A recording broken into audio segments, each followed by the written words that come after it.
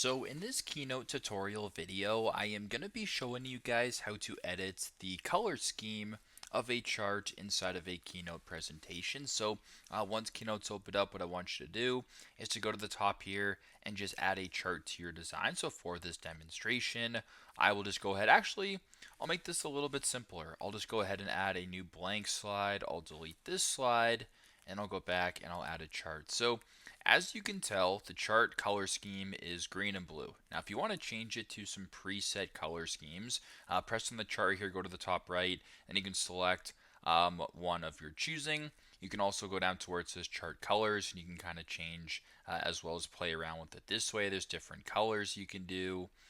Just like that. But if you also want to maybe change it to your own colors, for example, simply just double tap on the chart right here, go down to where it says style, just like this, and where it says color fill, you can actually change the color. So if you wanted this one, for example, to be, let's just go with the color cyan, but you wanted the green one to be the color yellow, just like that, you can go ahead and play around with the color scheme. So very straightforward, very simple. That is how to edit the color scheme of a chart in a Keynote presentation.